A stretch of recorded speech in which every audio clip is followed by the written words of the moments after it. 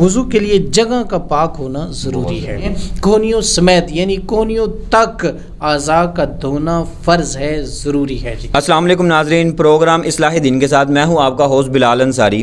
جی ناظرین، آج ہمارے ساتھ حضرت مولانا عمران اقبال یوسف صاحب موجود ہیں. آج ان سے ہم وضو کا طریقہ جانیں گے کہ بہت سے لوگ وضو میں غلطیاں کر جاتے ہیں، ہم بھی اکثر کر جاتے ہیں. آج ہم صحیح طریقہ جانیں گے کہ وضو کا صحیح طریقہ کیا. جی السلام علیکم.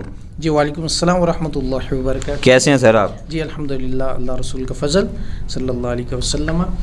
اچھا علامہ صاحب، آج مجھے یہ بتائیں کہ لوگ بہت سی وضو میں غلطیاں کر جاتے ہیں، اکثر لوگ کر جاتے ہیں، ہم بھی اکثر کر جاتے ہیں. آج لوگوں کو وضو کا طریقہ بتا دیں. آج جی سب سے پہلے ہمیں جاننا یہ چاہیے کہ وضو کے لیے جگہ کا پاک ہونا ضروری ہے.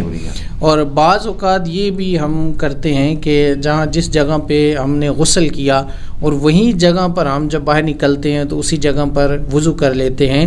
تو وضو کے لیے جگہ کا پاک ہونا ضروری ہے. جگہ کا پاک ہونا چاہیے، یہ ضروری ہے. اور وضو کے 4 فرائض ہیں.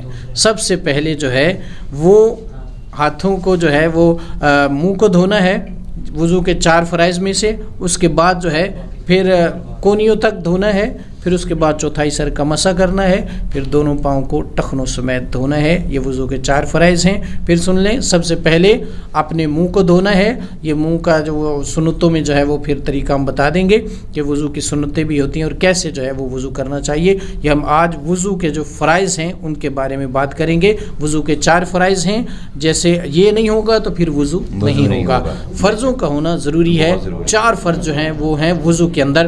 سب سے پہلے منہ کا دھونا، اس کے بعد ہاتھوں کا کونیوں تک دھونا، اس کے بعد چوتھائی سر کا مسح کرنا اور اپنے دونوں پاؤں کو ٹخنوں سمیت دھونا. یہ وضو کے 4 فرائض ہیں. جی انشاءاللہ نیکسٹ پروگرام میں آپ کو جو ہے وضو کے ہم سنتے بھی سیکھیں گے اور ناظرین کو بتائیں گے کہ ان کی کتنی سنتے ہیں.